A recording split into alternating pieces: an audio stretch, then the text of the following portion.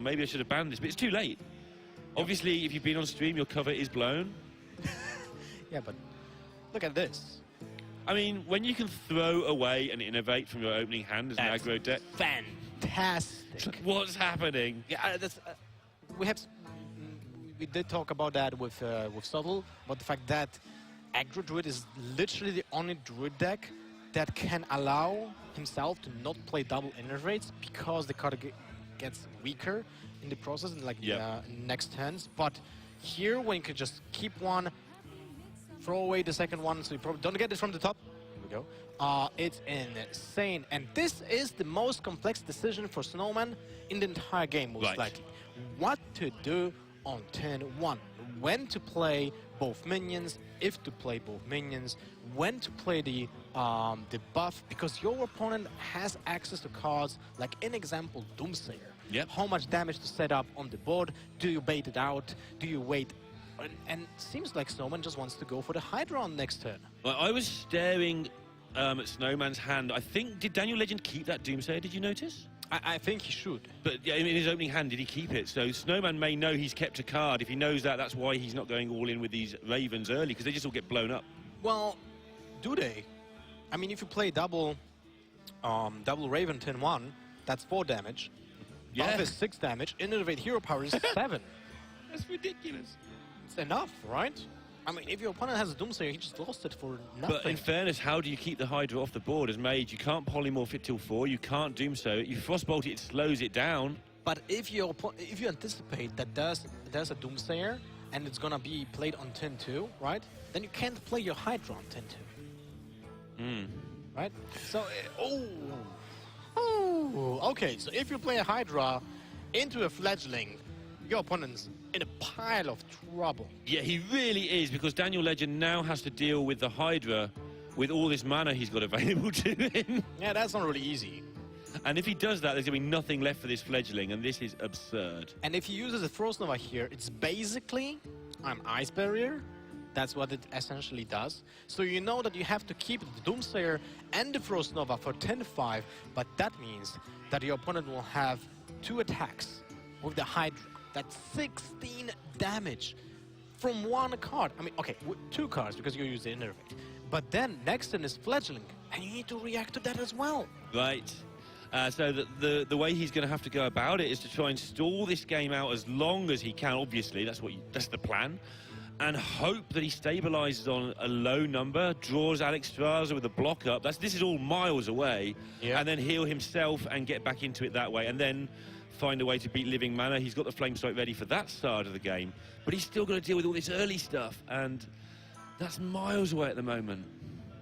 Well, to be fair, I think Daniel is not in that rough of a spot if he actually picks up decent cards next turns, because that Hydra, even when it deals 16 damage, it's gonna be hard to go back without Living Mana into the game when there's Doomsayer Frost Nova. Right.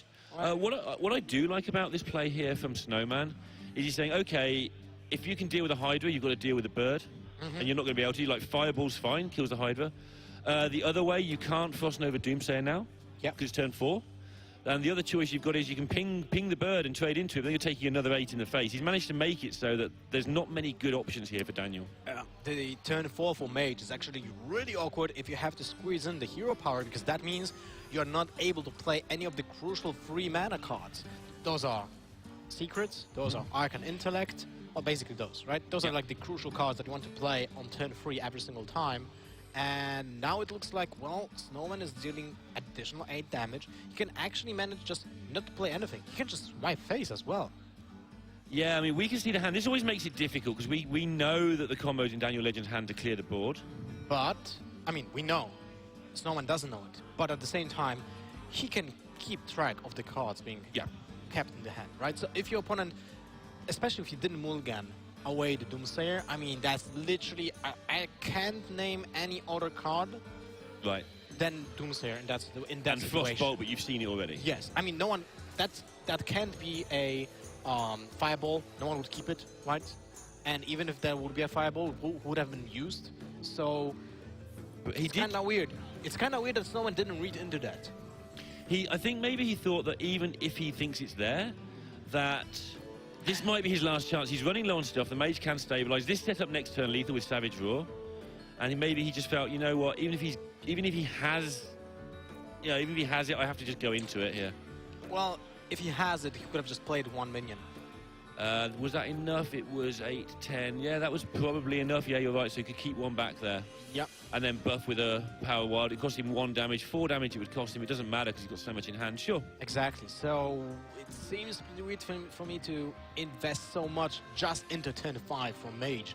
And it might bite him back. But there are 2 cards, most likely. Maybe 1 because he plays Hydra. That will rescue him. And that will be the living mana. Right? Most likely. Because there might be a blizzard or something. But this is the turn for Daniel when he has the room to breathe. The room to play some cards and not be assaulted by small pesky minions or a Hydra that just smashes his face. Yeah, that's not a small pesky minion. That's a giant Hydra of death.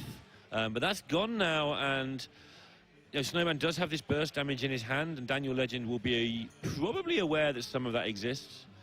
But Daniel should be able now to set up a block, like you say, room to breathe, maybe develop a Medivh. Maybe he'll keep that back, maybe just play a Doomsayer by himself another turn. Lots of choices, but they're all good ones, not all bad ones this time.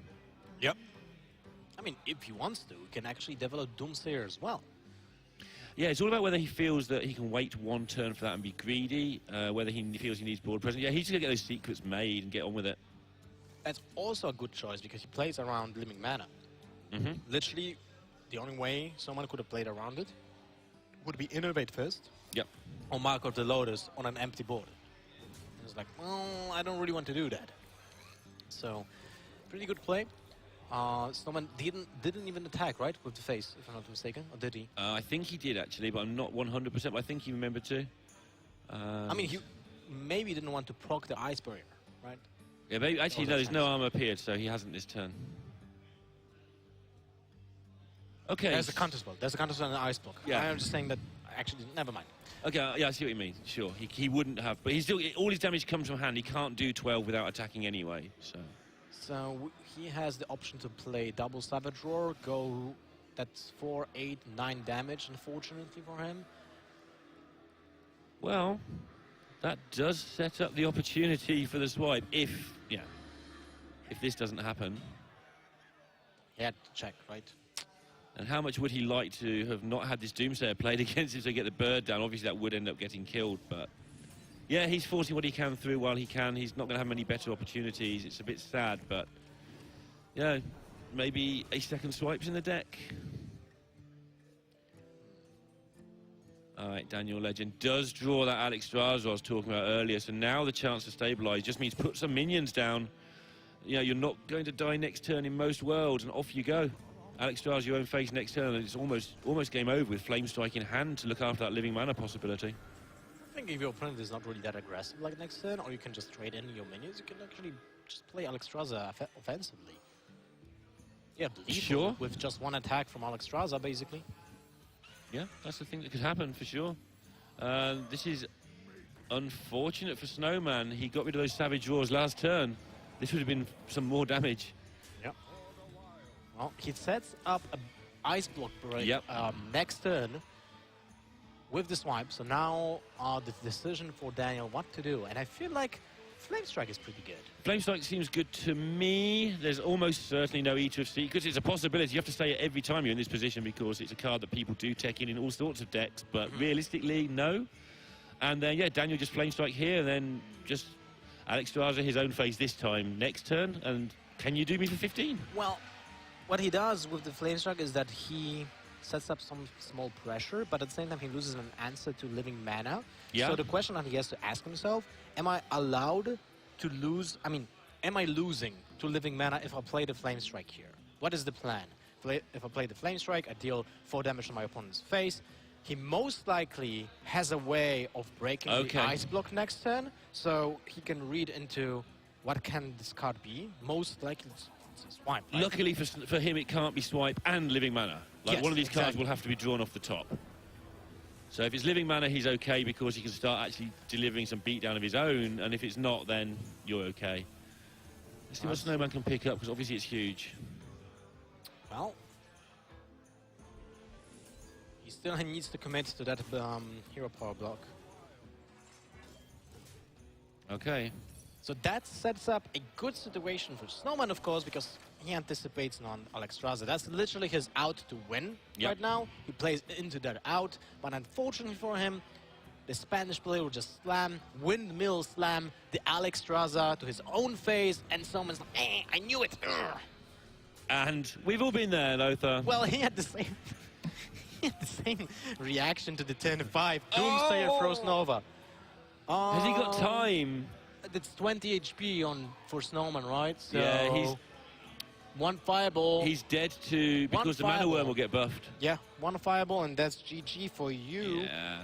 But he needs to do it. But he cannot play the Hydra because he dies 100%. So yeah, you need to play Living Mana, Hero Power. Actually, Hero Power gives you. There has to be one more damage because of the Hero Power, right? Mm-hmm. Sorry, it's a long day. 6, 8, 10, 19. Yeah. Yeah, he's just basically can't win, but he doesn't know that. Wait, he played the Hydra. Interesting. Okay. I think this is it. You've got one more turn of this game left. But the Hydra on board is 6, 9, 17, so it gives an out also for Frostbolt. Sure. Okay. He saw one early, so yeah. I think he knows he's dead to nearly everything. This is the line that says if your cards are all just blank spaces, then I've got a chance. But it's a swift ending, and it goes to 1-1. Yep. All right.